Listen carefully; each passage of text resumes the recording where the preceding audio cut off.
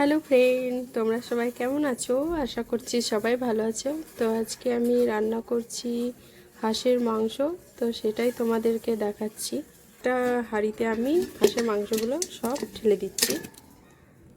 তারপরে এখানে কুচনো পেঁয়াজগুলো আছে, এগুলো আমি একসঙ্গে মাংস দিয়ে দিলাম। দিয়ে দিচ্ছি আদা রসুন পেস্ট 2 চামচের মতো দিয়ে দিলাম। তারপরে দিয়ে দিচ্ছি জিরে গুঁড়ো, তারপরে দিয়ে দিলাম লঙ্কার গুঁড়ো। ঝাল যে যেরকম খাবে সে সেরকম দিয়ে দেবে। হলুদ গুঁড়ো দিয়েছি, 2টো তেজপাতা আর পরিমাণ মতো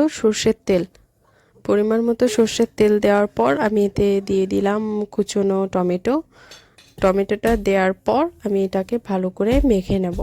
এটা যত ভালো করে মাখবে এটা তত খেতে টেস্টি হয়। মানে এটার মাখানোটা বেশি ইম্পর্টেন্ট, মানে যত মাখলে এটার টেস্টটা আরোই বেড়ে যায়। তো মাংসটা আমার সুন্দর মতো মাখানো হয়ে গেছে, এটা আমি ডাইরেক্ট চুলায় বসিয়ে দিচ্ছি।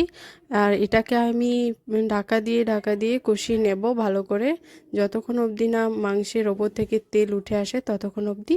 তো আমি ভালো করে কষিয়ে মাংসটাকে। তো আবারও আমি ঢাকা দিয়ে দিলাম মাংসটা। আর দেখতেই পাচ্ছ সুন্দর মতো মাংসের ওপর থেকে তেল ছেড়ে দিয়েছে। তো আমার কষানো হয়ে গেছে। এতে আমি পরিমাণ মতো পানি অ্যাড করে দিলাম সেদ্ধ হওয়ার জন্য। এটা সেদ্ধ হতে থাক। তো কেমন হয়েছে ভিডিওটা অবশ্যই কমেন্ট করে জানাবে, আর ভালো লাগলে আমার পাশে থাকবে, পেজটাকে ফলো করে।